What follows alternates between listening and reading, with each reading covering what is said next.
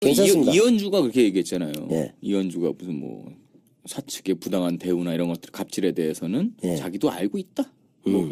그래서 그래도 뭐 그렇게 해봐야 도움될 게 뭐가 있냐. 약자끼리 어쩌고 하자. 또 오늘 또 막말에 대한 변명을 또 내놨더라고요. 그 많이 내용이, 했죠, 그러니까. 예, 내용이 저는 그 워딩은 기사로 나오지 않습니까? 예. 기사를 그대로 읽었는데 제가 이해가 안 됐습니다. 저도 중학교까지 나왔거든요. 고등학교도 나오고 밀려 나오긴 했지만 예. 근데 이해가 안 되더라고 그 짧은 말이. 이해가 되세요 그게? 제가 보기에는 이제 이현주 의원이 더 이상 의원은 못할 거 아니에요. 그잖아요. 마지막이잖아. 아니면 뭐 계속 어떤 그런 막말을 해서 국민의당을 완전히 없애버리고 딴 데 갈 수 있으면 콜을 하면 좋은데 아마 제 생각에는 아니 회사가 없으면 뭐 아무도 없지 망하면 안 되지 참고 살아야지 이 얘기 쭉 했잖아요. 그 결국은 아마 국회의원은 못할 것이니까 그 다음에 기업체 감사나 뭐 이쪽을 노리고 있는 게 아닐까. 이건희도 하지 않은 얘기를 지금 막말을 하더라고. 나중에 팟캐스트 방송 하나 오픈하시면 잘 될 것 같아 그 양반은. 재밌을 것 같긴 해요. 이게 뭐라 나왔냐면 제가 다 기사를 제가 페이스북에 올렸던 기사를 찾아보니까 저의 경험에 비춰 사장이 망하니 맞죠. 월급 달라고 할 데가 없고 법적으로 대응을 해도 실익이 없다. 서로 약자끼리 괴롭기만 할 뿐이다. 그러니 함께 살아가야 한다는 점을 강조한 발언이다. 라고 했습니다. 그게 이제 지금 이게 맥락이 이해가 되세요? 함께 살아간다기보다는 지금 이대로 이게 좋으니까 주디 닫고 살아주시기 바랍니다. 뭐 이런 뜻으로 해석하면 되겠죠. 자기는 그렇게 떠들면서 말이죠. 그죠? 원래 대기업체 고문 출신 아닙니까? 맞네. 다시 돌아가고 네. 그러고 그럴 거예요. 아마 자기가 봤을 때도 국민의당이 없어지면 자기도 없으니까 국민의당 안에서는 입 닫고 사는 것 같아. 바깥에 나와서 마구 떠들고 그렇지 않나 싶고 주간청산 대상 베스트 3에는 못 올랐죠? 그렇죠. 그 네. 정도로는 이제 레벨우가? 우리 랭킹에 감히 낄 수가 없습니다. 아니 이현주면 거의 90년대 중반에 룰라급에 지금 인기도를 얻고 있는데 이세 양반이 이번 주 3위에 못 들어갔어요. 워낙 새로운 신성들이 치고 올라오기 때문에 요즘 그 가요계 히트 판도랑 똑같아요. 한 일주일 못 버텨 히트곡이. 그나마 이제 뭐 나경원에 대해 이겼다는 그 자부심 정도만 가지고 있을 수 있겠죠. 자, 그러면 이번 주에 그렇게 뜨겁게 달구고 있는 마치 90년대 후반의 댄스 순위 같은 이번 주 적폐 청산 막말의 3위는 누굽니까? 네. 도가 넘은 편파 언론. 우리가 대신 알려주마라고 이제 제목을 지었는데요. 이게 새 시대에 이게 역행을 하고 있어요. 저는 이게 정부가 바뀌게 되면 언론도 자연스럽게 어떤 새 정부의 기조를 따라올 것이다라고 생각을 했는데 모든 언론이 네. 이 마치 과거에 그 정부의 어떤 복수를 한다고 그래야 되나? 유지를 받으려고 하는 것처럼 완전히 지난번보다 더 심한 지난 그 정권보다 더 심한 그 진보 보수가 따로 없는 기레기질들을 계속하고 있는 거예요. 와, 그래서 오늘은 3위로 언론이 그렇죠. 잘냈다. 그럼 대표적인 사례들을 좀 얘기해 보죠. 그러니까 요구를 하기 전에 네. 사례를 먼저 보고 듣고 네. 그 다음에 거기에 대해 한번 저희가 이제 요구를 가급적으로 안 하긴 하지만 그렇죠. 우리 기레기들한테 요구를 할 수 있죠. 이게 이제 지금 언론의 행태를 보면 꼭 알려야 될 것들은 감추고 그 다음에 기존에 있는 적폐에 대한 내용들은 덮어버리고 네. 자본한테는 굉장히 굴종하고 충성스러운 그 허위 기사를 내면서 시민들한테는 마치 정부가 잘못하고 있는 듯한 뉘앙스를 주면서 선동하는 말 그대로 진짜 시대와 정부에 역행하는 언론 짓거리를 하고 있다는 거죠. 근데 이 정도가 지난번 정권보다 더 심하다는 거예요. 지금 언론에 잘 안 알려지는 대표적인 사례 중에 하나가 지금 국내의 경제 상황인 겁니다. 네. 문재인 대통령이 취임하자마자 주가가 고공행진을 치기 시작해서 뭐 역대 최저치를 지금 계속 갱신해 가면서 치솟고 있거든요. 그렇죠. 그건 뭐 이재용 구속이라는 또 호재도 있었고. 네. 네. 이재용은 삼성의 미래를 위해서 그렇죠. 정말로 대단한 일을 하고 있는 거예요. 그걸 이제 이재용이 감옥 들어간 걸 일종의 이제 휴먼 테크라고 하죠. 그렇죠. 그 인간에 투자했잖아. 이재용의 휴먼테크가 삼성전자 주가를 거의 한 배 반을 늘려놓고 그렇죠. 있는 셈이니까. 그러니까 그런 면에서 보면 훌륭한 경영자예요. 대단한 능력자죠. 예. 이 주가가 이제 계속 고공행진을 치고 있으면서 외국인 투자자들의 투자가 안정적으로 계속 증가하는 모양을 보이고 있고 이에 따라서 이제 경제 성장률 지표도 지난 9년 동안 이제 못 올렸던 3%권 이상의 GDP 성장률을 기대할 수 있다라는 얘기가 나오고 있는 거예요. 요 이제 추경을 제외하고도. 그러니까 만약 추경이 집행이 되고 여기에 긍정적인 효과를 낸다 그러면 야, 진짜 3%를 넘어서는 경제 성장률을 이뤄내는 거예요. 그러면 그 지난 정권 동안에 많은 뭐 경제학자분들, 분석가분들이 리포터로 내놨던 우리는 더 이상의 먹고 살 만한 자료가 없다 내지는 비관적이다, 뭐 탈출구가 없다, 뭐 위험하다라고 했던 이런 것들을 이재용이 혼자 안고 가는 인신공약 이런 거 한 거예요? 이재용 혼자의 효과라고 보기에는 그렇지만 네. 아무튼 한국 기업의 어떤 투명성 내지는 공정한 그 관리가 될 수 있다라는 어떤 신호가 긍정적으로 이제 주가 시장에 반영이 되고 있는 듯한 상황이 보여지고 있고요. 또 각 기업들 자체도 기존의 어떤 정경유착의 뿌리보다는 자체적인 내수를 키우고 공정한 경영을 하기 위한 나름대로의 지금 달라진 모습을 보여주고 있는 거예요. 이게 김상조 효과이기도 하고 또 마찬가지로 문재인 정권에 대한 그 정통적인 정권에서의 정경유착이 끊어질 수 있을 것이라는 기대감이 다 이게 반영되는 게 아닌가 싶은 생각이 드네요. 그러니까 외국계 투자자들이나 아니면 이런 레포터들에 따르면은 한국의 무슨 전쟁 상황, 뭐 분단 이런 것들 말고 실제로 많은 문제로 삼는 게 비리, 그다음에 선택의 여지가 없는 산업 구조, 그리고 가장 많이 꼽는 게 그거거든요. 기업의 불투명성. 그렇죠. 결국은 지금 우리 경제의 발목을 잡아왔던 요인은 네. 불안한 정치였단 얘기예요. 박근혜가 이 경제를 망가뜨린 거고 그걸 드러내자마자 정상적인 어떤 경제 상황으로 돌아가고 있는 모습을 스스로 보여준다는 거죠. 그러면은 이제 우리 경제 지표가 전체적으로 봤을 때 굉장히 그 경제가 성장할 수 있는 동력 같은 게 있었음에도 불구하고 정치 체제의 그 일종의 퇴행성 때문에 이렇게 됐다. 그러니까 일종의 4대강 보화 같은 역할을 박근혜가 했다. 그렇죠. 강물이 쭉 경제라는 강물이 잘 흐르고 있는데 왜냐면 보가 덜컥. 그렇죠. 그거 말고는 다른 요인을 찾을 수가 없는 거거든요. 그래서 우리 경제가 이제 송 작가가 길에 나앉게 되고 이런 게 녹조 같은 상태로 살게 되고 이렇게 됐군요.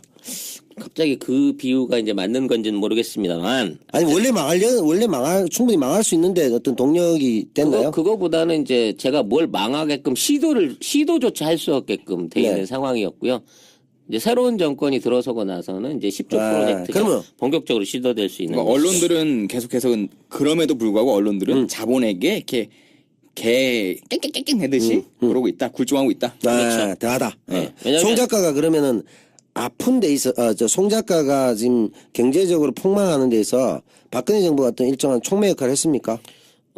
일단은 그 신용이 안 좋은 어떤 신용 원래 안 좋았잖아. 예. 그러니까 모든 신용이 안 좋은 사업자들이나 어떤 그 실패한 사람들에 대한 재기의 기회가 없는 게 대한민국의 문제예요. 사다리 걷어차기. 예, 왜냐하면 한 번 이게 실패한 사람들은 그 경험을 바탕으로 오히려 나중에 재창업을 하거나 재기를 했을 때 더 안정적인 수익을 만들어내거나 그 사업을 성공할 그 확률이 훨씬 더 높아지거든요. 그렇지. 근데 그런 사람들한테 대한민국은 다시는 기회를 안 줘요. 한 번 실패하면 대한민국은 기회가 없어진단 말입니다. 그런 풍조가 이제 팽배해 있다 보니까 이제 많은 그 중견 자영업자들이라든지 중년의 실직자들이라든지 실패했던 사람들 자체가 재기 자체를 꿈꿀 수 없는 상황이 많았기 때문에 그들이 아예 이제 새로운 산업을 만들어낼 수 있는 동력으로서 작용을 못했는데 그들이 이제 산업 체계 안으로 들어올 수 있는 기회들이 만들어질 거다라는 기대를 할 수 있는 거죠. 기존에 이제 그 대기업 회장이나 이런 사람들은 명백한 잘못을 저질러서 들어가도 경제 발전을 위해서 기회를 줘야 된다. 또 계속 꺼내오고 하는데 일반 서민들은 단 한 번의 잘못이 아니라 어려움에 처해도 결코 도와주지 않는 냉혹한 사회가 됐다. 그렇죠. 신불자를 만들어 놓고 그들한테서 경제적인 활동을 할 수 있는 기회 자체를 뺏어버리는. 네. 그러니까 벌어서라도 갚을 테니까 일할 수 있게 해주세요라고 하는데도 그 일을 할 수 없게 만들어버려. 네가 벌면 뭘 벌겠어? 얼마를 번다고 지랄. 일단 넌 말아먹은 놈이잖아. 됐어 임마. 빚이나 갚어. 그러고 나서 얘기해. 이렇게 돼버린다는 겁니다. 그렇지. 예. 그러면 세작 같은 경우에는 그 박근혜 정부 때 특별히 더 아팠어요. 그 촉매 역할을 했나요? 자기 건강이 나빠지는데 박근혜 정부가. 박근혜 정부가 컸죠. 아, 왜? 술 마시 핑계를 얼마나 많이 줍니까? 아하, 스트레스를 줘서. 술이라는 게 웃고 즐기면서 먹어도 많이 먹으면 해롭잖아요. 그렇죠. 근데 스트레스 받아 먹으면 그건 사람의 이렇게 몸을 여기저기 이유 없게 아프게 만드는 악으로 작은 악. 좋은 쪽에 선 쪽의 효과, 뭐 기분 좋게 하고 붐업 시켜주고 이런 게 아니라 스트레스 받아서 먹는 술은 물론 제가 아무 관계가 없는 사업을 하더라도 예. 박근혜 정권하에서 먹는 술들은 대부분 욕할 때 먹잖아요. 그러면 혈압만 높아지고 맞네, 혈압 안 좋아지고 혈액순환 나빠지고. 그 상태에서 술을 부어봤자 제 건강에 도움될 게 없잖아요. 그럼 앉은 자리에서 계속 마시고 관절 나빠지고. 근데 그 핑계죠. MB 때도 똑같았습니다. 아, 그랬구나. 네. 돈찐 개찐. MB 때나 박근혜 정권을 생각해 보세요. 늘 경제가 나아지고 있다, 대기업 투자가 늘어지고 있다, 감세를 해야 된다라는 이유로 뭔가가 금방금방 잘 되고 있는 듯한 언론 보도를 냈지만 하나도 이루어진 게 없었거든요. 그렇지. 근데 지금은 잘 돼가고 있는 상황을 보도조차 안 한단 말이에요. 아, 언론에 지금 구체적으로 어떻게 보도됐다는 것보다 굉장히 주가가 고공행진하고 경제가 성장을 하고 있는데도 불구하고 보도를 안 한다. 그렇죠. 이런 내용들을 안 알리는 거예요, 국민들한테는. 이걸 알리면 지지율도 올라가고 민주당 정부가 문재인 정부가 잘하고 있다는 게 그 꼴은 눈꼴 셔서 못 보겠다. 이런 이제 적폐 개혁에 대한 그 힘이 실어질 수 있을 거 아니야. 이 정부 잘하고 있구나라는 걸 그렇지. 깨닫게 되면. 기껏 언론들이 하는 장난질이라고 자기네 자사 예. 뉴스 프로그램 내보내는 그래프에서 예. 문재인 정부의 지지율이 저번 주에 비해서 2.3% 하락했습니다. 엄청나게 하락했다고. 그 그래프를 갖다가 엄청나게 큰 한 30% 떨어진 것처럼 아니, 이 새끼들이- 낙폭을 크게 그리죠. 이 새끼들이 파워포인트도 제대로 모르나? 그러니까 2.3이 그렇게 훅 떨어지 30% 떨어지시 그려놓고 큰일 났습니다.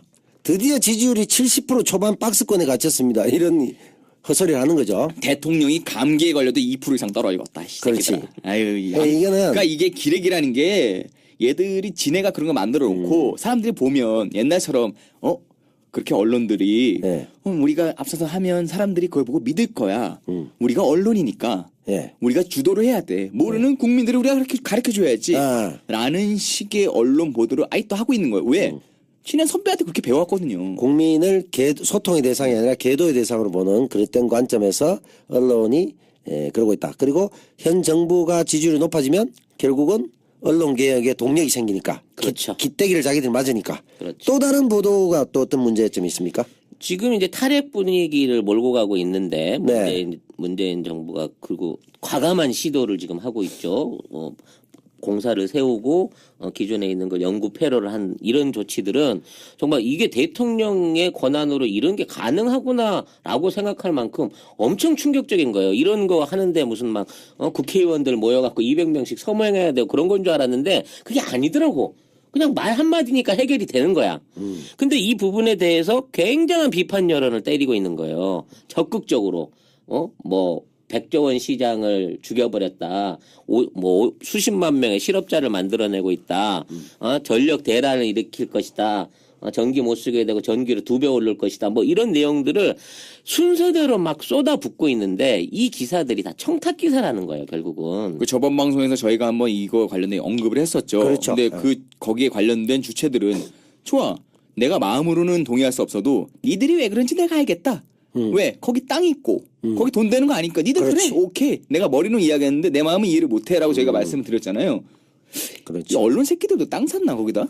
아니면 거기겠지. 이제 저번에 했던 한수원이나 이런 쪽에 이해관계가 있는 각종 업체나 이런 쪽에서 진짜 로비 기사를 쓸 수밖에 없는. 로비 기사 한 건이 보통 1,000만 원에서 1,500만 원이라고 합니다. 그 기사를 올려주는데.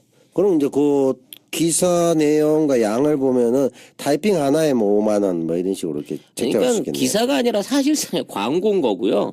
자, 그런 류의 돈들을 받고 국민을 호도하는 기사를 쓰면서 밝혀진 사실들이 있잖아요. 네. 실제 전력 원자력 발전소를 세우고 그래도 전력량 떨어진 거 없고 만일에 계산을 하더라도 전기료 지금보다 약 5% 정도 오르는 선에서 그칠 것이다라는 이런 통계들이나 정부의 발표에 대해서는 아예 언급을 안 하고 있는 거예요. 일부 언론이라고 자부하고 계시는 분들께 부탁의 말씀을 드리겠습니다. 그런 데서 청탁을 받지 마시고요. 그냥 광고 영업을 뛰세요. 광고 영업 뛰셔가지고 확대 수술 그다음에 이쁜이 수술 이런 광고 니네 사이트에 올리세요. 난 그걸도 권장하겠습니다. 왜 굳이 사실이 아닌 걸 호도해가지고 맞네. 우리가 언론입니다, 여러분. 우리가 기사를 이렇게 내고 있습니다.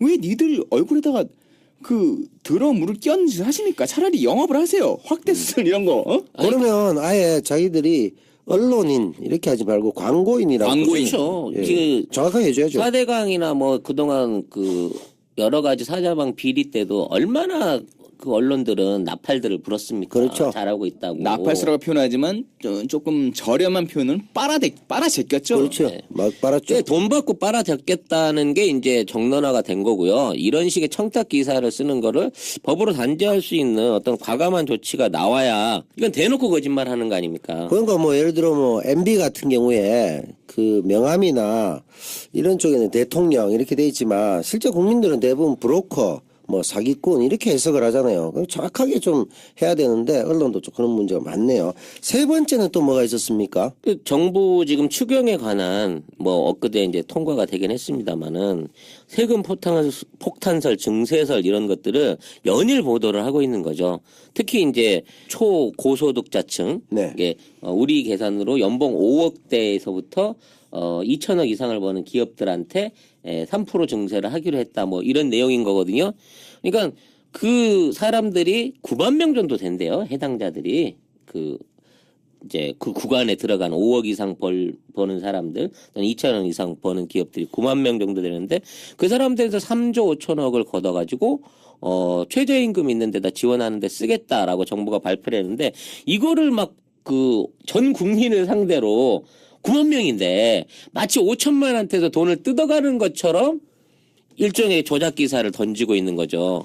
근데 이게 이제 실패하고 있는 모양이 보여지고 있다는 게 얘네들이 안타까운 거예요. 얘네 과거 노무현 정부나 이럴 때 종부세라든지 뭐 법인세 인상이라든지 이런 부분을 갖고는 이 논리가 통했었거든. 그렇지. 세금 폭탄, 세금 다이너마이트 막 난리가 났잖아요. 그럼 전세도 못 사는 사람이 그거 보고 막 부들부들 떠는. 그게 그렇죠. 그때 당시에 이제 제 친구들, 네. 제 친구들끼리 막 술 먹다가 화를 내더라고요. 음. 노무현 정부가 종부세 이런 개 뭐 이러길래 네가 왜 화내냐? 그러니까.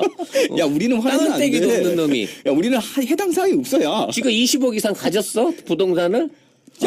우리는 지금 죽어가 내일. 우리가 왜 화를 내? 아 그러더라고. 그랬던 기억이 나더라고요. 아니 아파트 뭐 2, 30억 하는 거 막 걱정하더라고. 지금 집이 없어.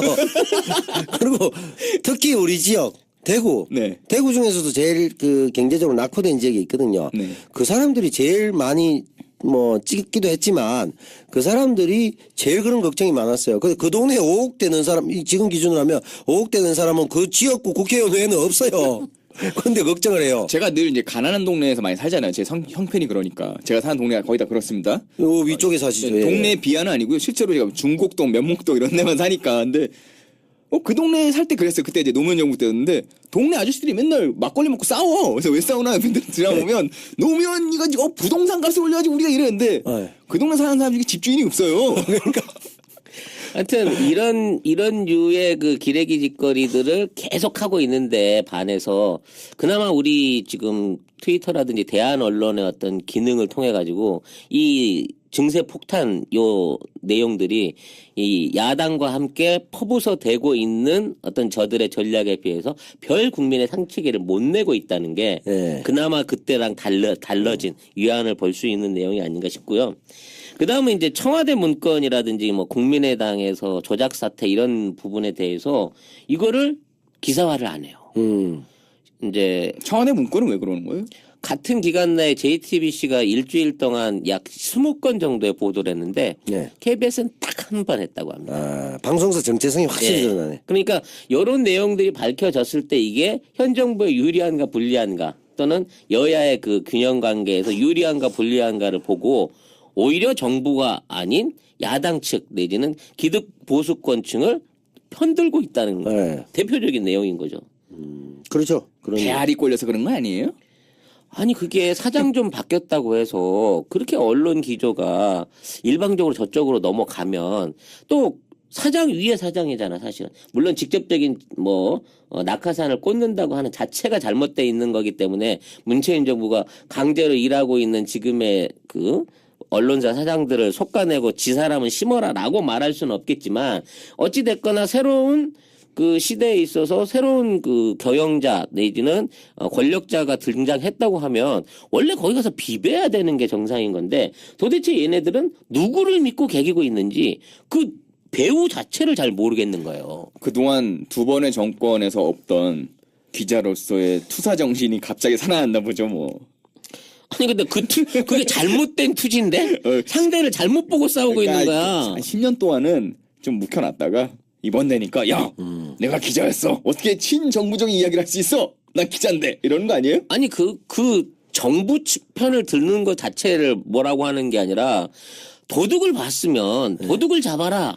도둑 행위에 대한 비난을 하란 말이야. 오히려 그거를 잡겠다고 한 게, 야, 씨, 그런 것 치사하게 왜 다시 꺼내서 얘기를 하고 그래. 남의 당 분란 있는 거 갖고 왜 그걸 자꾸, 기사화하고 이슈화하려고 그래. 이런 식으로 지들이 실드를 쳐준다고. 그렇지. 그러니까 뭐 당신이 고함을 지르니까 도둑은 한 명이지만 이 동네가 시끄럽고 고성방가가 되고 행인들이 길을 못 다니고 큰일 나잖아. 당신 뭐 하는 짓이야? 이렇게 되는 거지. 당신 당했으면 당하고 말지. 왜 도둑 당했다고 큰 소리를 지르고 그래?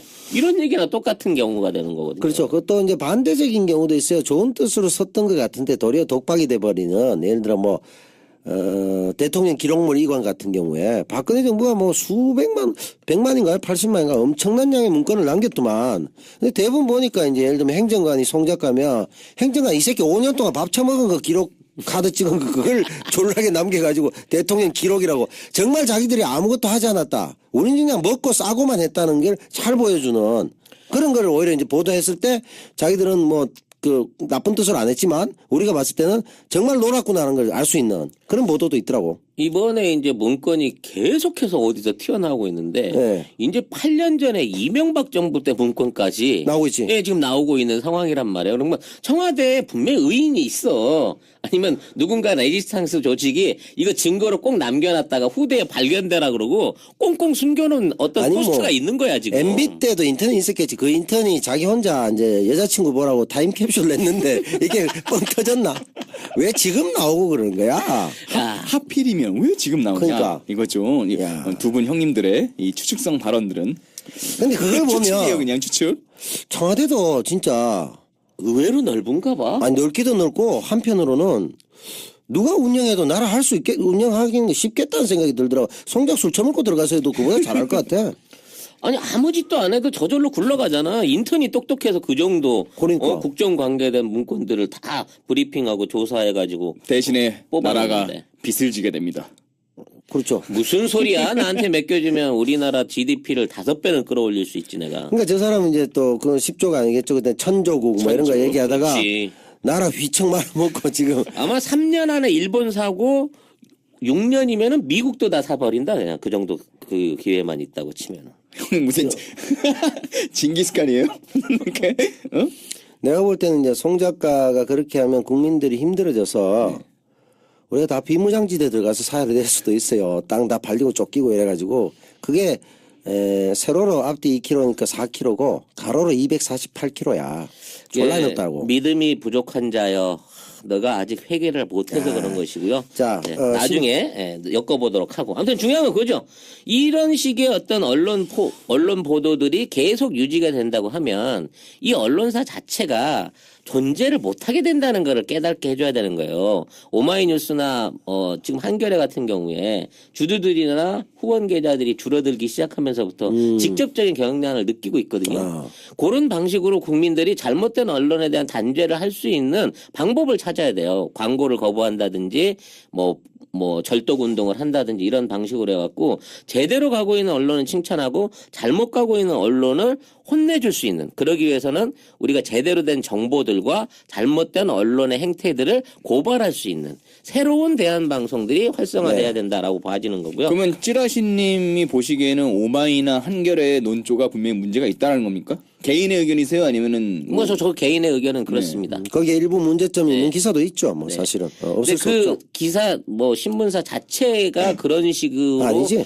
했다는 건 아닌데 그 안에 활약하고 있는 기레기들이 누구의 청탁을 받았는지 모르나 그런 식의 어떤 적폐를 양산화내고 있는데 일조를 하고 있다라는 점에서 근데 이제 매우 실망스럽습니다. 근데 뭐 어차피 뭐 눈곱도 중요하지만 대들보가 있잖아요. 조중동도 있고 있는데 너무 오히려 조중동은 조심하고 있어요. 눈앞에 눈 속에 티만 너무 보는 거니까 진보 언론에 물론 문제점 있는 부분도 있는데 그거 그래서 뭐 저는 기레기라고 얘기 들을 정도의 인물들도 꽤 있습니까? 꽤 많이 있습니다. 그렇구나. 그래서 네. 이런 류의 기사들이나 기자들에 대한 어떤 이제 국민의 이해가 있어야 된다는 거죠. 우리가 이현주라고 하는 사람을 찾아냈듯이 기억하듯이 찾아냈다보다 지가 나왔죠. 그러니까 그게 나왔는데 옛날에는 그게 잘못된 건지 모르고 그냥 지나갔단 말이야. 막말하고 욕하고 그러고 지나가도 누가 이걸 재부각을 안 시키고 지적을 안 하니까 지나갔었는데 이제 그런 기사의 잘못된 부분을 철저하게 검증하고 가짜 기사들을 공개하고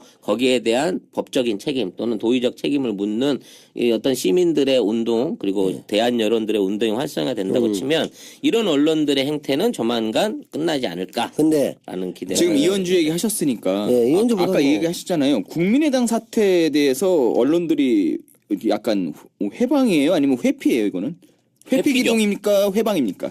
회피인 거고요. 회방을 놓기에는 너무 팩트에서 밀리니까 네. 그리고 이 자체를 이제 비판을 하거나 이런 게 아니라 아예 언급을 안 해버린다는 거거든요. 불리한 건 얘기 안 하는 거죠. 그러니까 요런 부분에서 힘을 쓴다고 하면 지금의 국민의당에 있는 찌꺼기들이 지금 언론에 대해서 이마만큼 영향력을 미칠 수는 없을 것이고 그 배후 세력으로 누구를 지목해야 되느냐라고 봤을 때는 지금 사자방이라든지 뭐 여러 가지 문제가 드러나기 시작하고 있으면서 수면에 떠오르는 이명박 계열의 어떤 배후 세력들이 이런 언론에 영향을 미치는 게 아니냐라는 일방적인 제 개인적인 어떤 음모론을 추정을 해봅니다. 그거는 뭐 어차피 음모론을 굉장히 좋아하던 방송을 많이 했잖아요. 네. 본인이 그런 영향이 좀 있겠네요.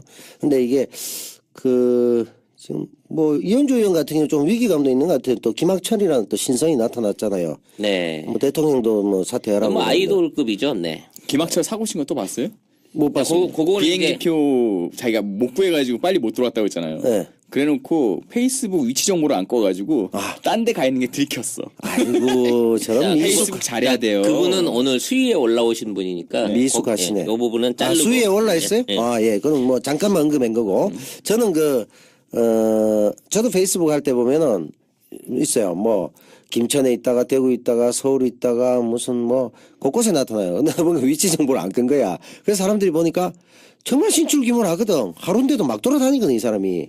그런 재미를 봤는데 그거 참 우리 김 의원께서 그걸 모르고 그 얘기는 이따 또 한번 하기로 해보도록 하고. 하죠. 결국은 이제 언론이 우리가 프랑스에서 그런 일이 있었잖아요. 나치에 부역한 쪽에 언론인. 아니 난 아무것도 안 했다고 글자 몇 자 썼는데 네가 더 나빠 이 새끼야. 네가 그래서 제일 나빠 이래가지고 제일 먼저 처형됐잖아. 숙청을 했습니다. 왜냐? 숙청을 했습니다. 왜 그렇게 됐냐? 결국은 다수의 사람들에게 거짓 정보를 흘림으로 인해서 사람들이 잘못 판단하게 하는데 결정적 역할을 하기 때문에 언론의 책임이 큰 거거든. 사회적 공기거든. 그런 면에서 언론들의 지금 행태들에 대해서 우리가 국민들이 관심을 가지고 언론개혁의 길로 갈 때만 이들이 반성할 수 있을 것이다. 자, 2위는 뭡니까? 띨띨한 민주당의 이번 이제 추경 처리 과정에서 표결 지연 사태를 얘기하는데요. 이게 알고 보니까 한국당의 뒤통수를 맞은 거란 말이죠. 그래서 민주당이 잘못한 것도 있지만 믿을 놈을 믿어라 라는 차원에서 이번에 이제 26명의 불참 의원들이 욕을 먹고 있지만 민주당 지도부 또는 그 당 운영을 담당하고 있는 원내대표에 대해서 한번 욕을 매겨줘야 된다. 라는 얘기를 하고 싶습니다. 우원식 원내대표가 이렇게 그분이네. 이야기는 했습니다. 추경 처리 과정에서 본회의 표결이 지연되는 초유의 상황을 보여드린 점에 대해 이유를 막론하고 여당 원내대표로서 책임감을 무겁게 느끼고 국민 여러분들께 사과드린다고 말씀을 하셨습니다. 근데 본인도 사실은 표결에 불참하고 딴 일 보러 갔던 사람이기 때문에 뭐라고 할 말이 없는 거예요, 이 양반은. 근데 요런 사태가 이제 일어나게 된 데 대해서 그 26명이 이제 그 해외 출장이나 개인 일정 등으로 해서 본회의를 안 들어왔던 거를 미리 얘기를 다 했다는 거예요. 얘기를 했는데 그 애들 없어도 충분히 갈 수 있어 라고 믿었던 게 한국당이 네. 해주겠다고 하는 거예요. 아이 뭐 내일 아침에 합시다. 그럼 되지 그러니까 뭐. 내일 아침에 26명 어디 가요. 그러니까 오늘 저녁에 좀 해주세요. 그러니까 아이 사람만 못 믿나 내일 보자니까 내일 아침에 봅시다. 이래 놓고 이제 그 다음날 아침 되니까 쌩 깠습니다. 쌩을 까버린 거죠. 완전히 그냥 이거는 진짜 동네 양아치들도 아니고 그러니까 약 올리가 그걸 덥석 믿어가지고 지금 요거도 먹는 거 아니야. 믿을 걸 믿어야지 이래 된 거죠. 그렇죠. SNS 상에서 재밌네. 이게 좀 나뉩니다. 네. 이거는 민주당의 잘못이다. 내지는 왜 민주당을 욕하냐. 저 새끼들이 약속을 어겼다 그랬는데 네. 저는 민주당을 요구를 했어요. 제가 네. 개인 SNS에다가 네. 기사를 링크해가지고 네. 그러니까 어떤 분이 그러시더라고요. 이거는 기본적인 1차적인 이 사고의 원인은 야당이 있다. 얘들이 약속을 해놓고 깬 거 아니냐. 전제를 먼저 잘못했어요. 제가 이제 말씀을 드리면 이 새끼들을 믿으면 안 된다 처음부터. 그렇지. 아예 이 새끼들은 배신을 때릴 거를 예측을 하고 갔어야 된다. 왜 얘들하고 그러니까 대통령이 말한 협치를 예. 아무데나 갖다 놓으면 안 됩니다. 이 새끼들은 그렇지. 지금 졌죠. 협치가 되는 새끼들이 아닙니다. 그렇지. 이 새끼들을 왜 믿고 거기다가 정치를 하려고 그래요? 그냥 협치는 협치인데 얘들을 믿지 않은 상태에서 가야 되는 거예요. 그러니까 제가 봤을 때는 이런 거예요. 큰 교훈은 이거예요. 약속은 사람하고 하는 겁니다. 그렇지. 약속을 레밍하고 한 거잖아 지금. 레밍하고 약속을 하니까 안 되지. 이게 이제 앞뒤가 잠깐 딴 길로 새버리니까 다 뒤따라 가버린 거나 마찬가지인데. 그렇죠. 이 자유한국당이 1차적 책임이 있지만 자유한국당이 항상 합의를 어기고 배신을 하는데 그 당을 너무 순진하게 믿었던 것. 이게 문제다라고 지적을 했어요. 그걸 누가 했냐면 바른정당의 이해운 대표가 했단 말이에요. 참 바르다. 그러니까 내가 그 당에서 있어봐서 아는데 아이고 이 양반 그거 아직 몰랐어. 이 새끼들은 원래 이렇게 신의를 배신하는 게 기본인데 예? 그거를 뭐 합의를 믿고 그러냐. 그거를 했냐라는 소리를 같은 당에 있던 사람이 나와서 쯔쯔쯔 하면서 예. 이제 우 대표한테 얘기를 그러니까 한 거죠. 이 사람이 내가 있어봐서 하는데 잘하는데 오죽하면 내가 나왔겠냐 뭐 이런 얘기 아니야. 따지고 보면. 그리고 여러분들도 제발 속지 마세요. 이해운이 나와서 이런 말을 한다고 장제원이 나와서 무슨 앉아가지고 끝까지 표결을 했다고 해서 그 새끼들을 믿지 마세요. 얘들은 DNA가 달라요. 그냥 우리가 있는 인간의 염색체가 아닙니다. 아, 그 참 그래도 뭐 똥도 약에 쓸 때가 있다고 장재원도 한 번씩 안에서 그 겐세이 역할을 좀 계속 해주는 건 좋을 것 같아요. 이러다가 장제원이 만약에 이거 한번 내기 한번 해보죠. 장제원이 다시 가? 민주당에 입당을 한다고 하면 여러분들 생각 다시, 어떠세요? 어딜 언감생심 어딜 들어와. 에이 모르잖아요. 지금 장제원 지금 당에서 제명한다는 얘기가 나오고 있는데 그럼 바른정당 가요? 아니 국회의원이 무슨 허들 넘게 하는 것도 아니고 새누리당 한 번 넘고 네. 바른정당 한 번 넘고 다시 자유한국당 넘고 네. 민주당 온다고? 왜? 미치네. 우리에겐 전례가 있습니다. 우린 조경태도 있었어요. 아, 보내줬잖아. 보내줬죠 우리는. 아, 그 요즘 너무 존재감이 없더라 조경태. 그러게 안타깝네. 거기 가서 텃세 당하고 있는 거 아니야? 그것은 다구리 당하고 여기서 배신자 소리 듣고 이런 거 아닐까? 장재원하고 합쳐가지고 같이 당 하나 만들면 되겠네. 조경태도 하는데. 아니 우리에겐 저 김민석이라는 걸출한 인물도 있고요. 아, 그분- 우리가 장제원이 온다고 해서 놀랄 건 아니에요. 받아준다 안 받아준다가 아니라 장제원이 올 수도 있지 않겠냐. 아, 김민석 전 의원은 어차피 우리 찌라시가 자주 했죠. 예. 뭐 자주 만나고 있는 사이긴 한데요. 일단 중요한 건 자유한국당이 요런 농가를 부림으로 인해 갖고 일단 그 추경을 잘 통과를 시켜놓은 민주당의 어떤 그 노력이 완전히 이제 죽서서 개준꼴 된 거고요. 또 너덜너덜한 추경의 어떤 수정 보완을 또 감수를 해가면서 또 40일 넘게 시간을 끌고 오는 과정 중에 어떤 여당으로서 또 제1당으로서의 정치력이 국민들한테 굉장히 큰 실망을 줬다는 면에서 그 행위 자체를 떠나서 이거는 욕을 먹어도 싼 짓이라는 거죠. 이게 사실 역으로 생각하면 또 자유한국당 쪽으로 보면 사실 이거 민정당도 이런 짓 안 했거든. 이건 뭐 양아치도 아니고 내일 합시다 이래놓고 안 오고. 작년 7월에도요. 추경이 있었습니다. 네. 그때 추경할 때 목적도 똑같이 일자리 늘리는 걸로 추경을 한다고 그래서 야당이 그때 이제 민주당이 야당이니까 민주당이 인정을 해줬어요. 일자리를 늘리겠다고 추경을 쓰는데 왜 안 하냐. 해줬는데 그거 가지고 대구에 도로 놓고 가로등 놓고 네. 무슨 뭐 창조경제센터에다 지원금 주고 네. 뭐 이따위로 돈을 써가지고 하나도 효과를 못 보고 그 돈을 다 써 없앤 게 작년에 추경이었거든요. 이번에는 이제 제대로 집행을 해가지고 뭐 대부분 추석 전에 집행을 한다고 했으니까 네. 집행이 잘 돼서 이게 경제적인 효과로 돌아와서 경기가 좀 살아나는 모양을 보여주면서 어떤 그 민주당이 일을 잘하고 있다라는 이미지를 심어주지 못하면 사실 이번 건은 그냥 단순한 해프닝으로 보기에는 정치적 영향 면에서 많이 마이너스가 갔다. 그러니까 대통령은 잘하는데 여당은 이거 쓰레기구만 이런 얘기를 들을 수밖에 없는 어떤 실수를 했다는 점에서 욕을 많이 먹어야 될 것 같습니다. 앞으로도 이런 일은 또 반복이 될 겁니다. 네. 뭐 민주당에서 이게 서툴러서 이런 게 아니고요. 네. 저쪽에게 자꾸 기회를 줘서 그래요. 그러니까는 결과는 협의가 됐든 결과는 동의를 얻어내든 우리 마음대로 할 수 있으려면 쟤들의 목줄을 쥐고 있어야 돼요. 목줄을 딱 잡아놓고 그 다음에 조져가지고 야 어쨌든 다 같이 하는 거야? 라는 분위기로 가야지. 또 이렇게 얘기한다고 해서 야 네가 말하는 건 반민주적이야 이렇게 얘기할 수 있는데 저 새끼들 DNA가 그따위입니다. 쟤들하고 싸울 때는 우리가 너무 그렇게 이상적으로 이야기할 필요가 없어요. 그러니까 자유한국당을 대할 때는 특히 여당이 지금 민주당인 핑퐁 게임, 탁구 이런 거 아닙니다. 바로 UFC로 들어가 뒤로 돌아와서 맺히고 시작해야 됩니다. 이거 인간들이 이 모양인데 이것들하고는 도저히 대화가 안 되는. 일단 그 물에 빠진 사람을 건질 때는 처음에 힘이 팔팔할 때 건져주다가는 같이 빠져 죽습니다. 네. 또 이런 상황에서 이제 빨리 사과하신 분들이 있고 네. 또 그렇지 않고 여기 또 핑계를 대고 대응을 잘못하신 분들이 있어요. 워스트만 얘기를 할게요. 워스트는 왜 그 와중에 페이스북에다 오해할 만한 사진을 올려서 지가 지우고 샀냐 박용진 의원. 마치 그날 당일에 지역구 행사를 간 것처럼 오해를 하게 페이스북을 하고 있었어요. 네. 그리고 가장 나쁜 놈 예. 이용득.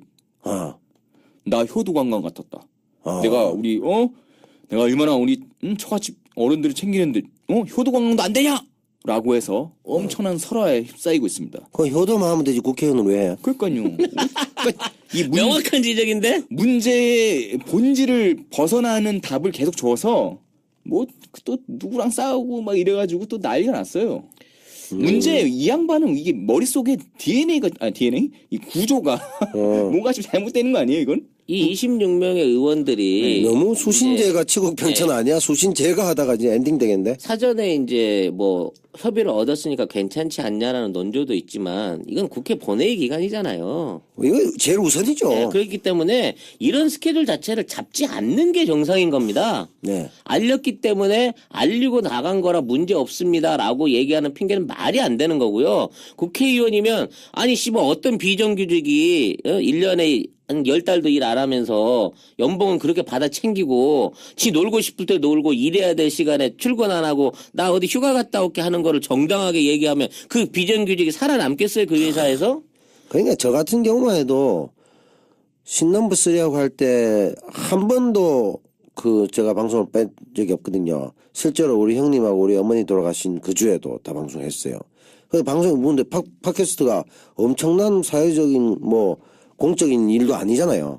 근데 자기 일인데 하는데 그런 사람들 같으면 예를 들어 뭐 김연아가 세계 선수권 하는데 갑자기 엄마하고 무슨 뭐 외식했다 그러고 안 오고 이러면 그거 뭐 됩니까? 말이 안 되잖아. 그래서 그런 수준이지. 이번 경우는 어떻게 무슨 핑계를 댄다고 하더라도 욕 먹어야 된다. 그래서 그거는 이제 일단 그것 자체에 대해서 그렇게 변명했다는 거는 참 궁색하기 짝이 없는 거죠.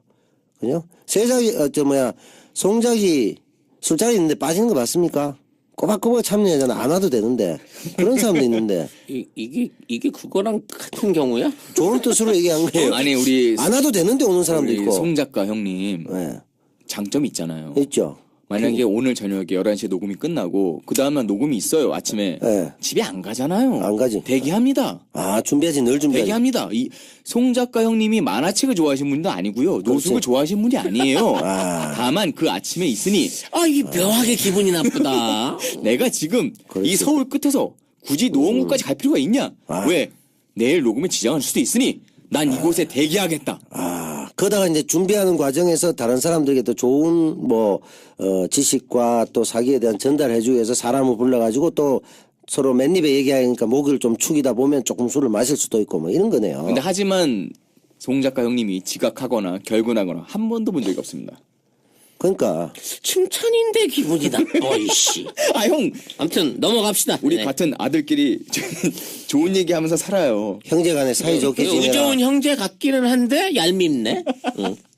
자, 가인가 아벨인가? 그럼 제가 나 때려 죽이는 거야? 모르지. 왜 자꾸 막장으로 가? 지금 반 죽여 넣지 않았나? 보니까 그런 느낌이 나네요. 아니 찔린 것 같긴 한데 피가 안 나서. 가인과 아벨로 가려면 한 방에 가야 돼요, 한 방에. 자, 그러면 1위 누굽니까? 네, 뭐 이건 경쟁의 상대가 없었습니다. 막말 신동의 등장. 네, 지난 한 주 대한민국의 정말 독보석 같은 존재였죠. 네, 정말 독보적인 독보섯이었던 김학철인데요. 원래 기간 동안에 김학철을 검색하면은 중견 탤런트분이 나오셨는데, 그렇지. 검색어 순위를 바꿔버렸습니다. 아, 피해자가 있네, 본의 아니게. 뭐 레밍이라고 하는 그 단어를 해갖고 그 레밍 사진이 어마어마하게 인터넷에 돌아다니더라고. 레밍이 한 2cm 정도 되는 아주 작은 들쥐거든요. 근데 레밍 귀엽다, 막 레밍 이쁘다, 뭐 햄스터 이후에 레밍 열풍을 불러일으킨 사람이에요. 근데 그 옛날에 우리 뭐 방송에 탐정 그거 했나 레밍턴 스틸도 있었잖아. 이 양반이, 그래서 씨. 그 얘기한 사람도 있더라고. 나도 그 얘기 생각이 났거든. 레밍이 뭐지? 이랬다고 처음에. 근데 이제 얘는 지금 굉장히 홀로 독야청청하고 있는 거예요. 사고를 친 것도 친 거지만 이게 이제 처음부터 한번 쭉 해보면 수해가 났는데 네. 그 수해에 대한 그 보고를 이제 했어요. 네. 그 충북도에서 우리 재난 지역으로 선포해 주십시오라고 할 만큼 이제 그거를 인정하고 있었고 인식을 하고 있는 상태에서 해외로 놀러 나간 거죠. 네. 예, 뭐 저는 연수를 댕겼다고 하는데 관광지를 뭐 하루 이틀씩 막 매일 돌아다니는 것 자체가 연수라고 말하면은 그건 그 더 말이 안 되는 행위고 자신은 모르고 나갔다고 하지만 이미 수해 사실을 보고받은 상태에서 나갔다는 거예요. 네. 그 나가서 다른 의원들은 다한테 들어와라 이렇게 비난을 먹고 있고 이게 여론이 안 좋다니까 들어왔는데 마지막까지 3명이 남아가지고 그 외유를 다 채우고 오죠. 네. 그 들어오면서 이런 부분에 대한 비난에 대해서 국민이 레밍이다. 악의적인 기사에 쏠려갖고 막 밀고 가고 있다. 뭐 이런 식으로 그 이제 재차 분노를 샀고 네. 그 후로 이제 잘못된 해명들을 내놓고 거짓말로 일관하기 시작하면서 그게 점점 더 커진 거예요. 근데 원래 사람이 이게 잘못했다고 지적을 받으면 아유 제가 죄송합니다. 잘못했습니다라고 끝나면 정말 개념 없는 저거 지역의원 새끼 이러고 끝날 수 있는 내용을 부득부득 덤벼들면서 250명의 개새끼들이 국회에 있다는 둥 문재인 대통령도 수해 지역 안 갔으니까 탄핵해야 된다는 둥 뭐 이런 식으로 이제 국민 어그로를 끌기 시작하면서 엄청나게 이게 일파만파된 거죠. 이 양반이 이제 A4지 7장에 이르는 장문의 해명글을 올렸습니다. A4지가 기본적으로 2장이 넘어가면 보도자료 혹은 논평으로 쓰일 수가 있죠. 그렇죠. 7장이면은 뭐 글을 정말 잘 쓰는 글쟁이들도 7장 채우기 위해서는 머리가 아플 겁니다. 그게 원고지 분량으로 따지면 한 60장이 넘는 그렇지. 분량이고요. 50장에서 60장. 제가 그 동화 그 공모해서 대상 받아서 그 교과서에 실린 그 내용이 딱 60장입니다. 그러니까 어마어마한 양의 핑계를 써댄 거예요, 사실상. 이 글을 썼을 때, 그러니까 이 게시물을 올렸을 때 위치 정보가 있었는데 아까 제가 재미삼아 얘기를 했었죠. 위치 정보가 뜹니다. 프로방스 알프코트 나지르라고 기록이 되어 있습니다. 프랑스 남부 지역이에요. 거리가 얼마 차이 나냐면 파리에서 약 776km입니다. 그럼 거기가 플란다스에 개 나오는 데입니까? 자, 우리가 만약에 상식적으로 왜 그쪽은 아닌 것 같고요. 정확히 프로방스? 플란다스 개가 아이 그쪽에 깜짝이야. 아니 쥐 얘기하니까 개가 거기 사나 그 싶었어. 오스트리아하고 국경 쪽이에요. 이게 아이 근데 송 작가는 웬만하면 틀리는데. 자, 여러분들 검색해 보시기 바랍니다. 자, 우리가 일반적으로 생각을 해야 돼요. 만약에 내가 나 비행기가 좀 그래서 마음이 쪼그라들고 그러면 공항이 있고 그러면요 근처에 있어야 돼. 그러면 이 사람이 구라를 칠랜 말이죠. 우리 같은 자 서울로 따집시다. 서울에 저기 인천공항이 있어. 아, 세자의 최신 고라 기법 강의. 그렇죠. 그러면 인천에 있으면 지가 그래 오케이 알겠어 구라를 치려면 미사리까진 벗어나지 말아야지. 미사리 돼. 그다음에 장흥대. 근데 그다음에 태종대가 있어. 태종대가 있어 지금. 부산이잖아. 그러니까 아니 자살바인데. 부산까지 몇 킬로예요? 450km 나오죠? 그보다 대구가 더 먼 280 이니까. 거리를 가갖고 놀고 있었던 거야. 놀고 있었어. 400km 넘지. 네. 예. 근데 이 나중에 해명은 뭐라고 했냐면 이미 예약이 잡혀 있었고 아. 일정이 있었고 숙소가 있었기 때문에 수행을 하러 갔다. 775km를 네. 그 돈이 아까워서 간다. 이게 상식적으로 생각해야 돼. 상식적으로. 그보다 일찍 들어가려고 봤더니 비행기표도 없더라 뭐. 그러니까 할 수 없이 일정 다 채운 거지 뭐. 이런 이게요, 식이지. 이게 여기가 제주도라서 좋아 섬이라서 교통편이 이거 한계야. 그러면 이해를 할 수가 있어. 근데 여기서 자기가 정말 마음이 쪼그라들고 귀국해야겠다 하면 아니 프랑스는 땅이 연결돼 있잖아요. 그렇지. 다른 공 알아본다고요. 그냥 노력을 하는 거죠. 노력. 그러니까 거기서 못 오는 상황을 만든 후에 스스로 이제 우리 국민들 보고 오빠 믿지? 기차가 끊겼어. 뭐 이렇게 우기는 거잖아. 이건 뭐씨. 근데 너무 멀리 갔잖아, 씨. 그러니까 너무 멀리 톡겠네. 775km면 저기 오케아나 그쪽 아니에요? 그렇지. 거의 해외여행 가야지. 우리나라 권역 안에서는 그 이상 어디 토낄 데도 없어. 아니 서울에서 가면 북한 지나가 버릴 텐데. 그러니까 700km면 한반도 그 종단 길이랑 똑같아. 북한까지 똑같은 거야. 그러니까 구라를 치려면 세밀해야 돼. 근데 페이스북 하나 통제하지 못하는 네가 어찌 이런 얘기를 하면서 더 기분 나쁜 건 이 사람이 그 장문의 이야기들 물론 7장을 다 읽을 만큼의 영역가 있는 글이 아닙니다. 하지만 제가 읽다가 나름 울컥했던 부분이 또 있었습니다. 야. 저는 어렸을 때 조심 이런 식이 나가요. 그렇지, 그렇지. 내가 어렵게 살았어. 이 자식이 이 기회에 자서전을 홍보를 했네. 단칸방에서 단칸방에 누구나 다 살 수 있어요. 그리고 또 제가 울컥했어요. 내가 와이프와 결혼을 해서 암사동 반지하 단칸방에 살 이것도 우기서 하는 거야. 네. 야 이 개새끼야 내가 암사동 살았어. 왜 거기가 부끄러워? 뭐 아니, 부끄러워 그게? 통상적으로 이랬잖아. 가난한 농민의 아들로 태어나. 그러니까. 그래가 뒤에 이제 쿠데타를 해서 대통령이 돼 이거잖아.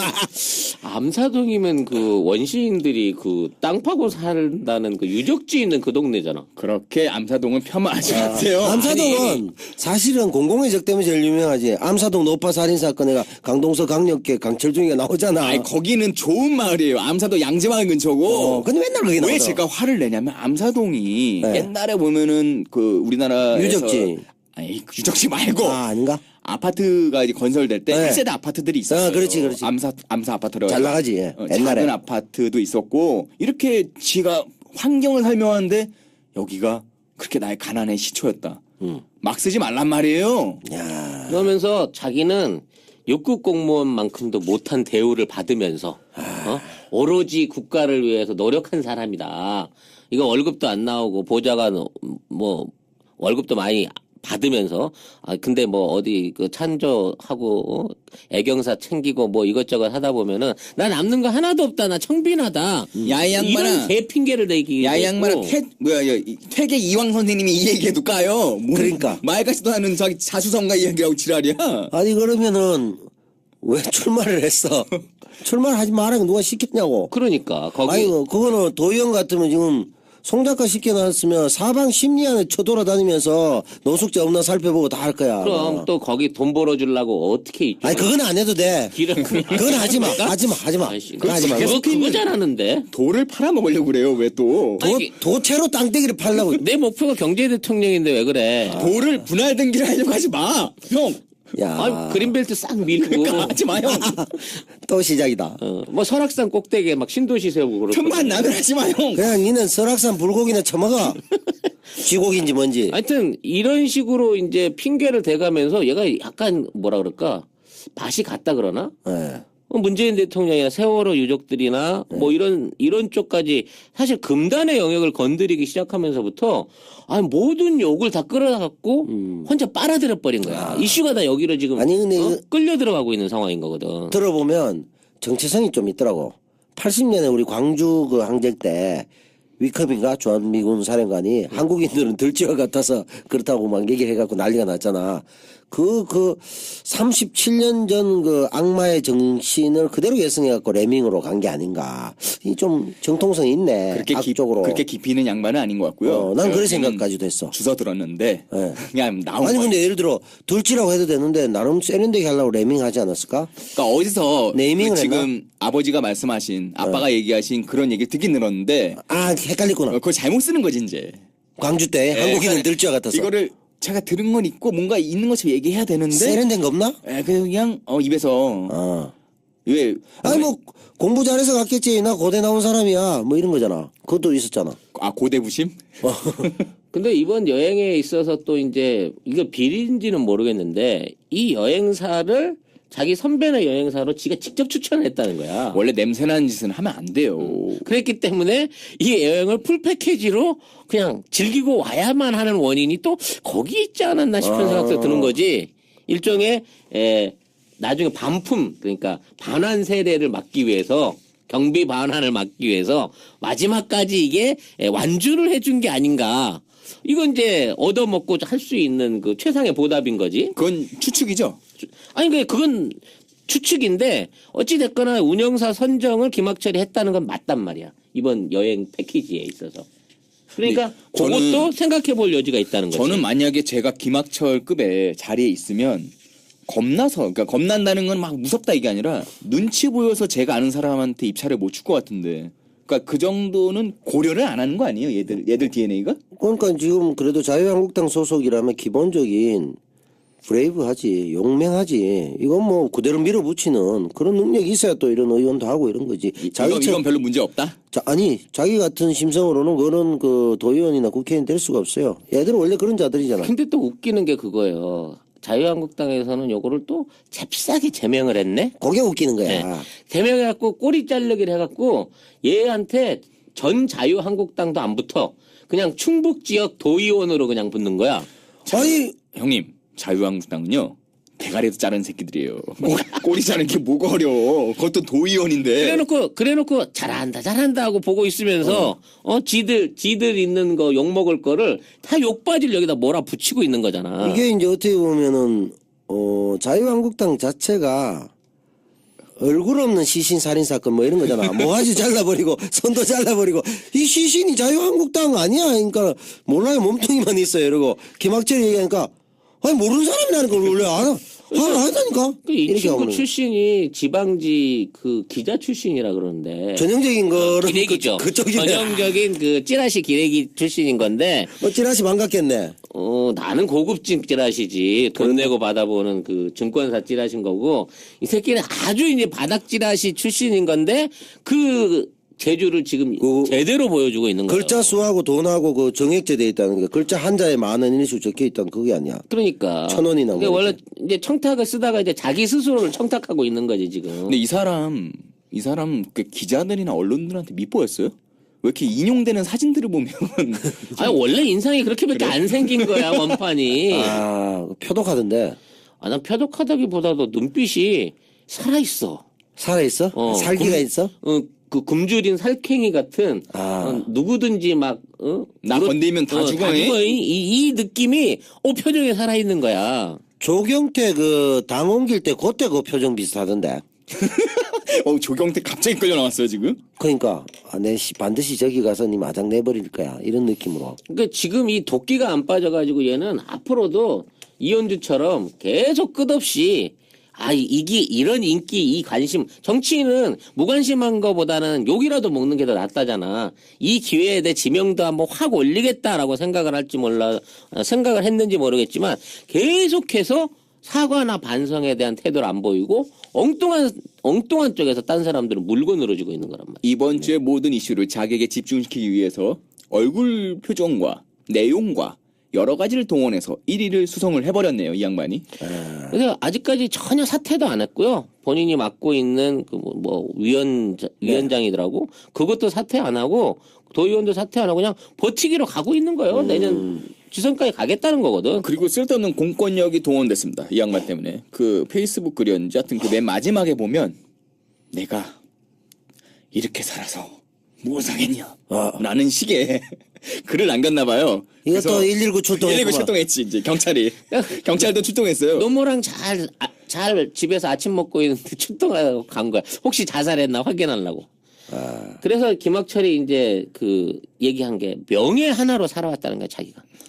그런 게 있었는지도 모르겠지만. 그래서 걱정 안 해도 돼요. 국민에게는 이런 양반들 절대 안 죽어요. 국민에게는 사과하겠지만 언론에는 절대 고개 숙이지 않을 것이다라고 과감하게 마지막까지 지금 배팅질 하고 있는 거야.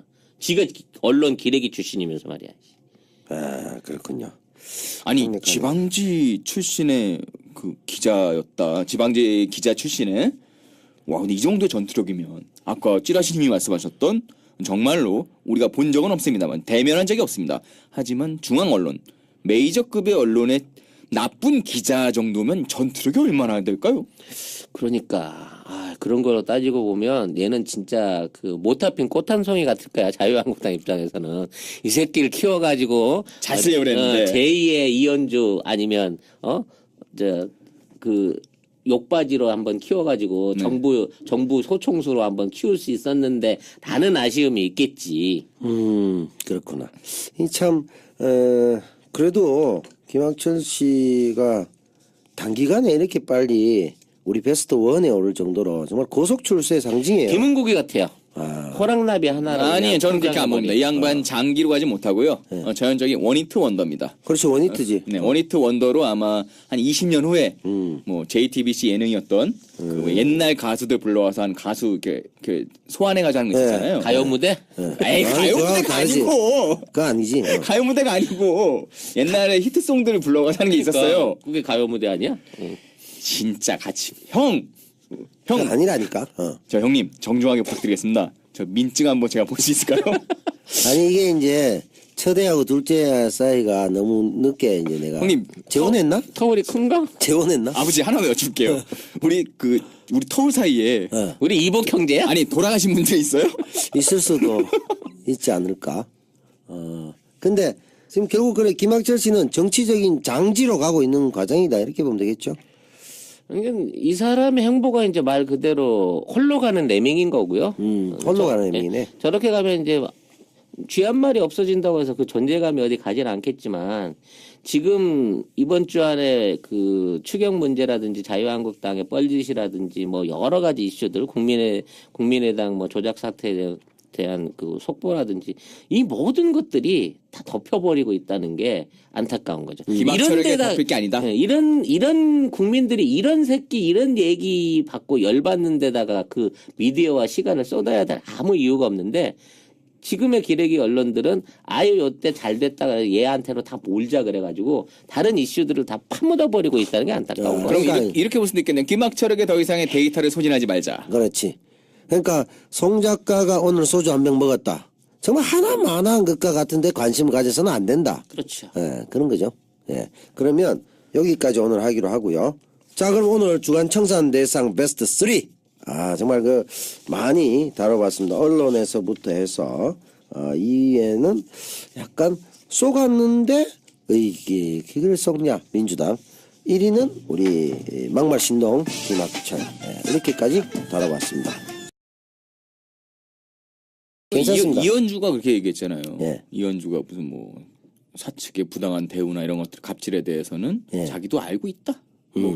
그래서 그래도 뭐 그렇게 해봐야 도움될 게 뭐가 있냐. 약자끼리 어쩌고 하자 또 오늘 또 막말에 대한 변명을 또 내놨더라고요. 그 많이 내용이, 했죠, 그러니까. 예, 내용이 저는 그 워딩은 기사로 나오지 않습니까? 예. 기사를 그대로 읽었는데 제가 이해가 안 됐습니다. 저도 중학교까지 나왔거든요. 고등학교도 나오고 밀려 나오긴 했지만 예. 근데 이해가 안 되더라고 그 짧은 말이. 이해가 되세요 그게? 제가 보기에는 이제 이현주 의원이 더 이상 의원은 못할 거 아니에요.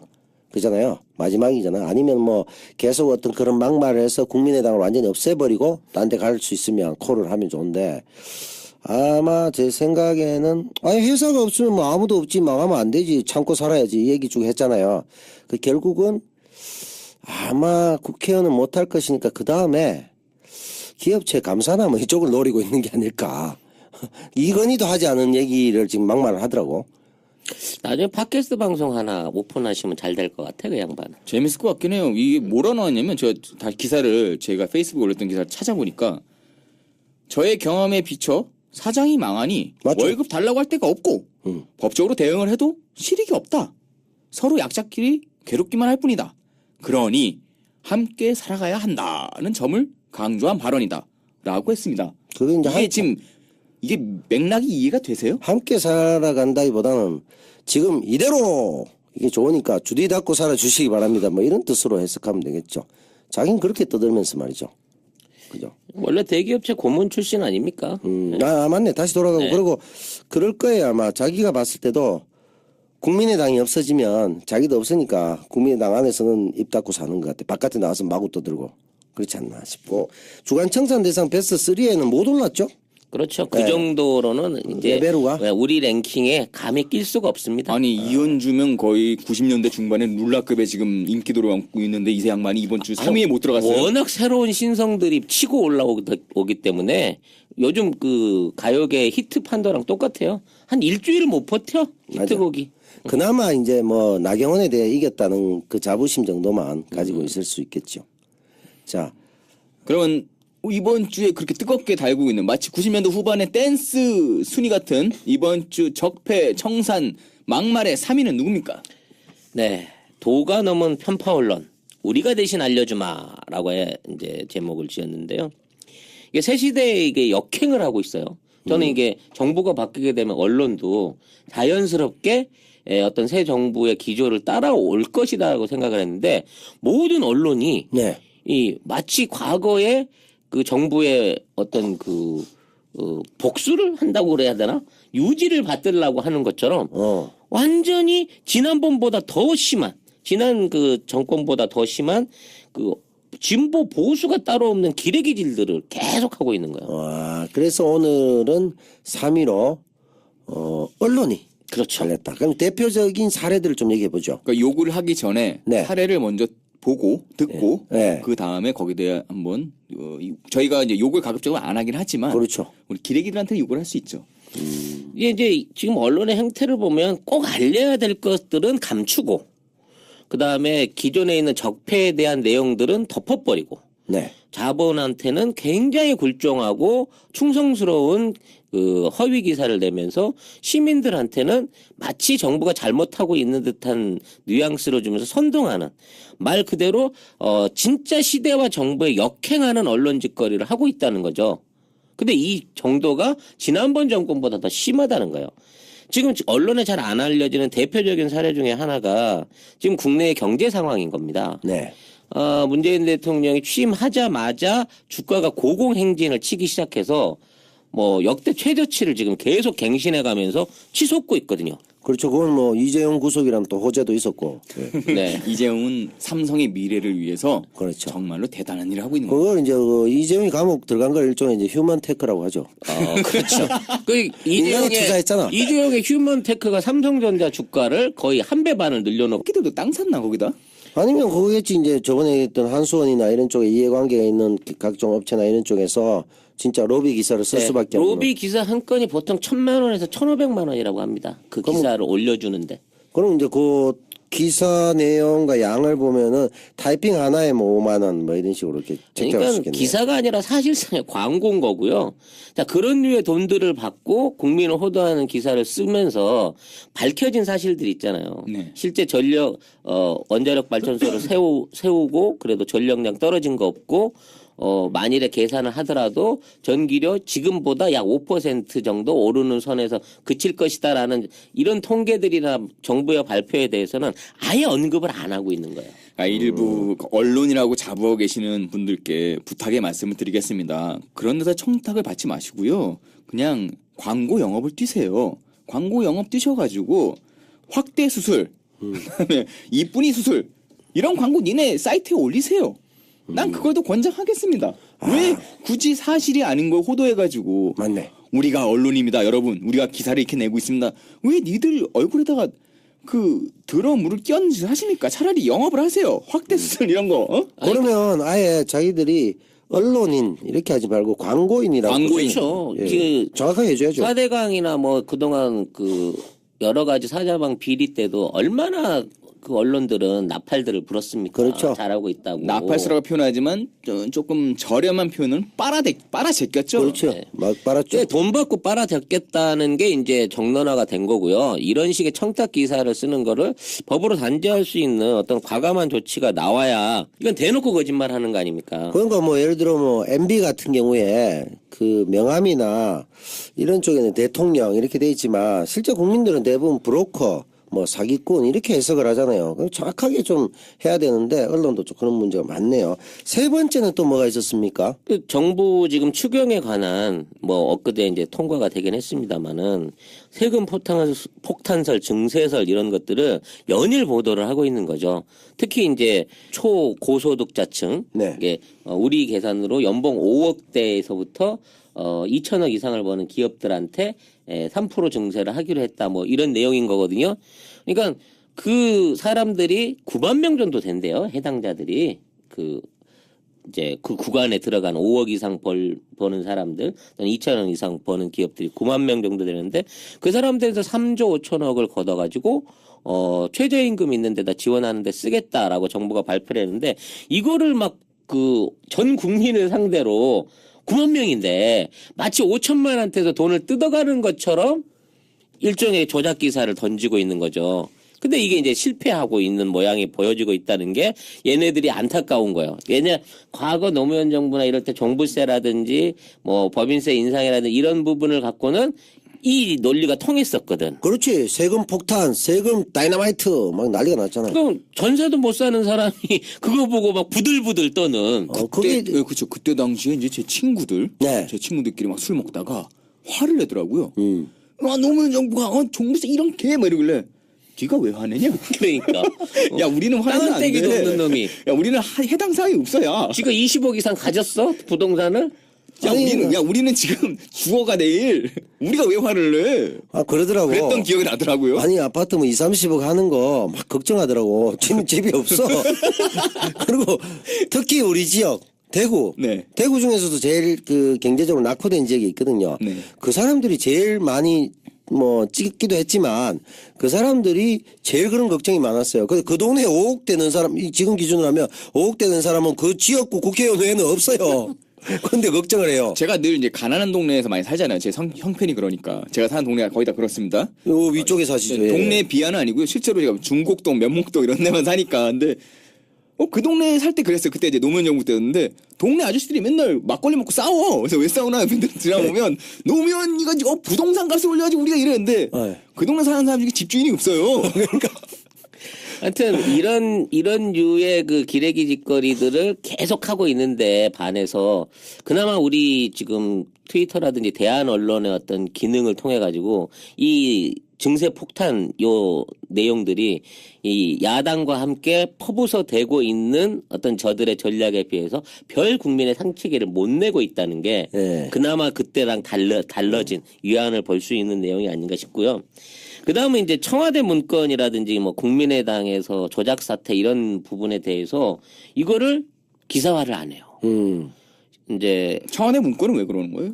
같은 기간 내에 JTBC가 일주일 동안 약 20건 정도의 보도를 했는데 네. KBS는 딱 한 번 했다고 합니다. 방송사 정체성이 확실히 네. 드러나네. 그러니까 이런 내용들이 밝혀졌을 때 이게 현 정부에 유리한가 불리한가 또는 여야의 그 균형 관계에서 유리한가 불리한가를 보고 오히려 정부가 아닌 야당 측 내지는 기득 보수권층을 편들고 있다는 네. 대표적인 내용인 거죠.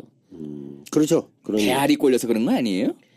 아니 그게 사장 좀 바뀌었다고 해서 그렇게 언론 기조가 일방적으로 저쪽으로 넘어가면 또 사장 위에 사장이잖아 사실은. 물론 직접적인 낙하산을 꽂는다고 하는 자체가 잘못돼 있는 거기 때문에 문재인 정부가 강제로 일하고 있는 지금의 그 언론사 사장들을 솎아내고 지 사람은 심어라라고 말할 수는 없겠지만 어찌 됐거나 새로운 그 시대에 있어서 새로운 그 경영자 내지는 권력자가 등장했다고 하면 원래 거기 가서 비벼야 되는 게 정상인 건데 도대체 얘네들은 누구를 믿고 개기고 있는지 그 배우 자체를 잘 모르겠는 거예요. 그동안 두 번의 정권에서 없던 기자로서의 투사 정신이 갑자기 살아났나 보죠, 뭐.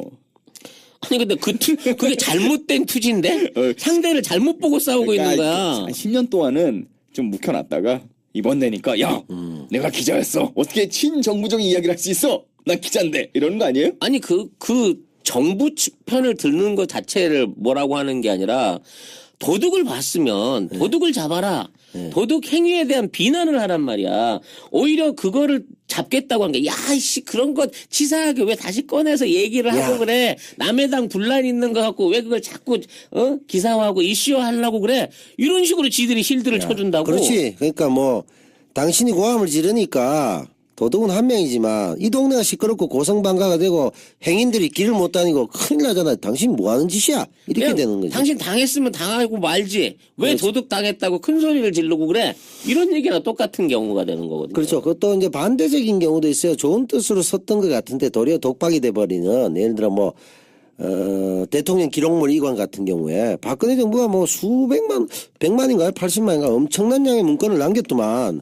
근데 대부분 보니까 이제 예를 들면 행정관이 송 작가면 행정관 이 새끼 5년 동안 밥 처먹은 거 기록 카드 찍은 거 그걸 졸라게 남겨가지고 대통령 기록이라고. 정말 자기들이 아무것도 하지 않았다. 우리는 그냥 먹고 싸고만 했다는 걸 잘 보여주는 그런 거를 오히려 이제 보도했을 때 자기들은 뭐 그 나쁜 뜻으로 안 했지만 우리가 봤을 때는 정말 놀았구나 하는 걸 알 수 있는 그런 보도도 있더라고. 이번에 이제 문건이 계속해서 어디서 튀어나오고 있는데 네. 이제 8년 전에 이명박 정부 때 문건까지 나오고 있지. 예, 지금 나오고 있는 상황이란 말이에요. 그러면 청와대에 분명히 의인이 있어. 아니면 누군가 레지스탕스 조직이 이거 증거로 꼭 남겨놨다가 후대에 발견되라 그러고 꽁꽁 숨겨놓은 어떤 아니, 포스트가 뭐 있는 거야 지금. MB 때도 인턴이 있었겠지. 그 인턴이 자기 혼자 이제 여자친구 보라고 타임캡슐 냈는데 이게 뻥 터졌나?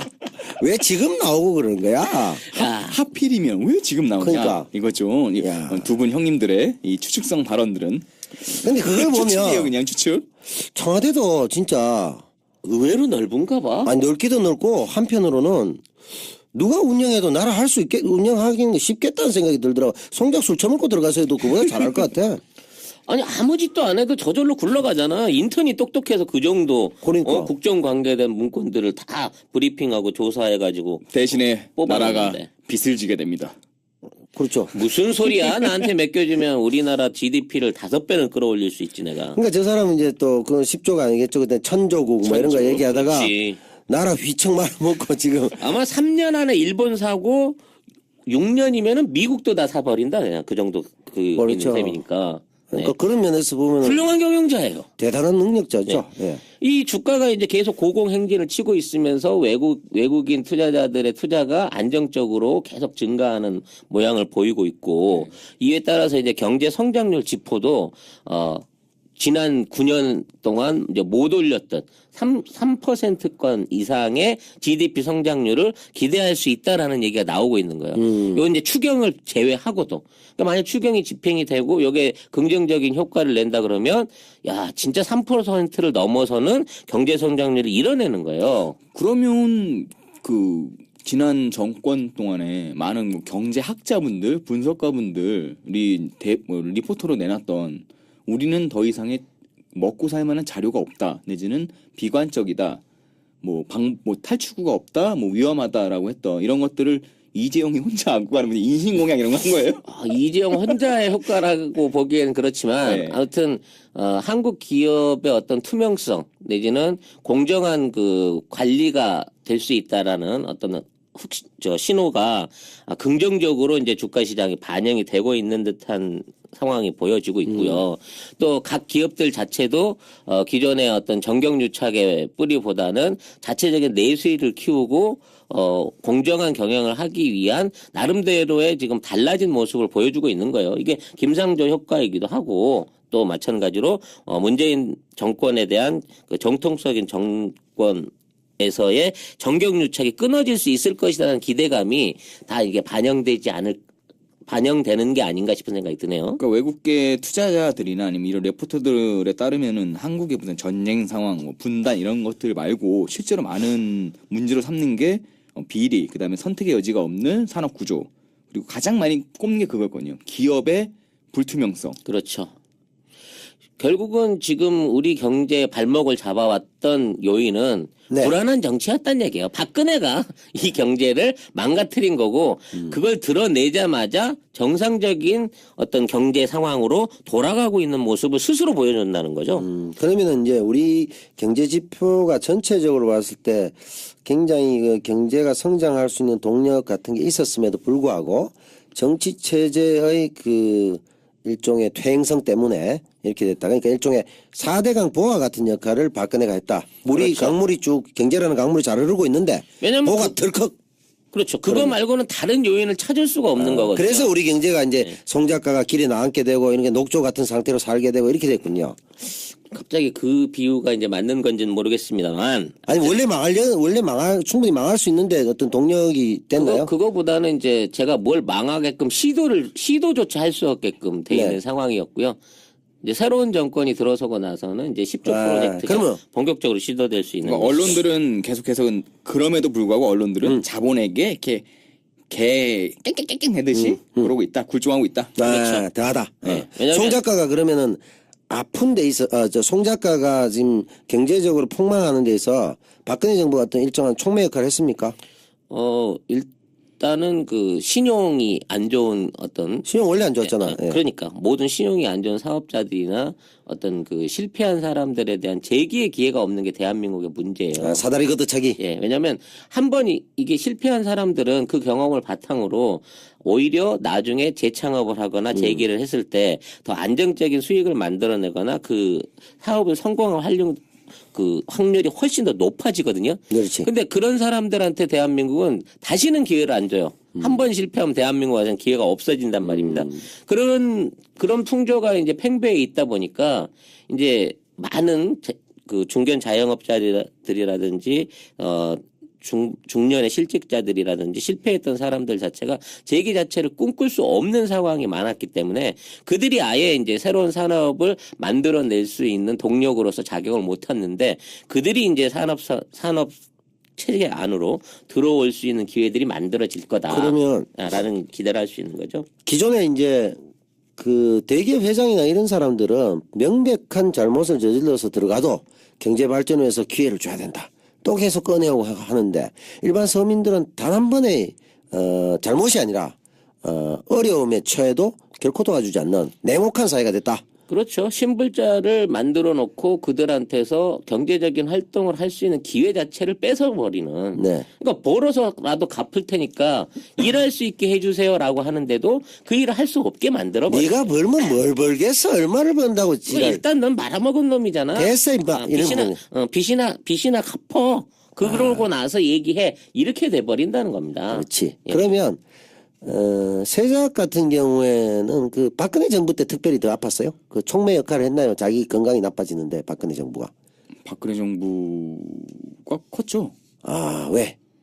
술 마시 핑계를 얼마나 많이 줍니까? 아하, 스트레스를 줘서. 술이라는 게 웃고 즐기면서 먹어도 많이 먹으면 해롭잖아요. 그렇죠. 근데 스트레스 받아 먹으면 그건 사람의 이렇게 몸을 여기저기 이유 없게 아프게 만드는 악으로 작용자. 좋은 쪽에 선 쪽의 효과, 뭐 기분 좋게 하고 붐업 시켜주고 이런 게 아니라 스트레스 받아서 먹는 술은 물론 제가 아무 관계가 없는 사업을 하더라도 예.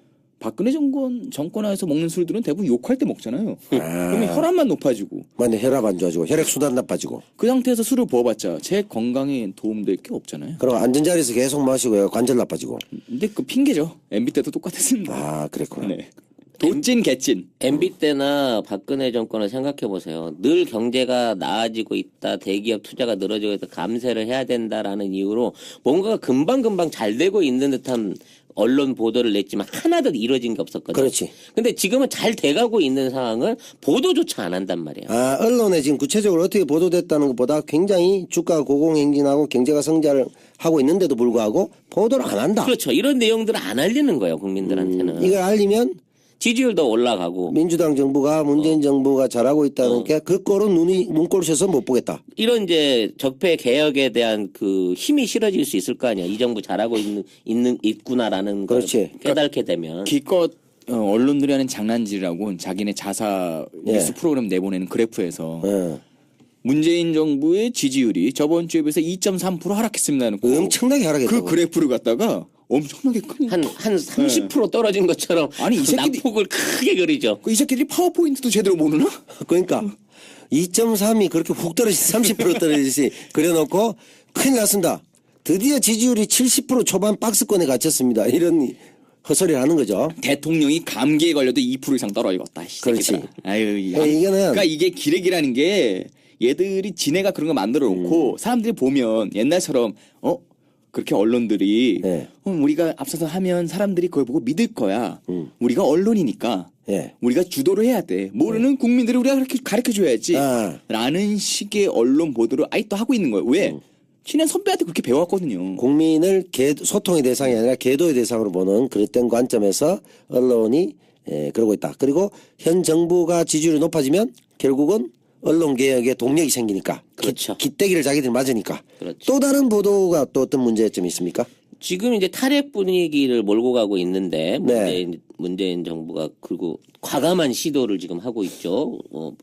공사를 세우고 기존에 있는 걸 영구 폐로를 한 이런 조치들은 정말 이게 대통령의 권한으로 이런 게 가능하구나라고 생각할 만큼 엄청 충격적인 거예요. 이런 거 하는데 무슨 막 국회의원들 모여갖고 200명씩 서명해야 되고 그런 건 줄 알았는데 그게 아니더라고. 그냥 말 한마디니까 해결이 되는 거야. 근데 이 부분에 대해서 굉장한 비판 여론을 때리고 있는 거예요. 적극적으로. 백조원 시장을 죽여버렸다. 수십만 명의 실업자를 만들어내고 있다. 전력 대란을 일으킬 것이다. 전기 못 쓰게 되고 전기를 2배 오를 것이다. 이런 내용들을 순서대로 막 쏟아붓고 있는데 이 기사들이 다 청탁 기사라는 거예요, 결국은. 그 저번 방송에서 저희가 한번 이거 관련된 언급을 했었죠. 그렇죠. 근데 거기에 관련된 주체들은 좋아. 내가 마음으로는 동의할 수 없어도 니들이 왜 그런지 내가 알겠다. 왜? 거기 땅이 있고 거기 돈 되는 거 아니까 니들 그렇지. 그래 오케이. 내가 머리로 이야기했는데 내 마음은 이해를 못해라고 저희가 말씀을 드렸잖아요. 그렇지. 이 언론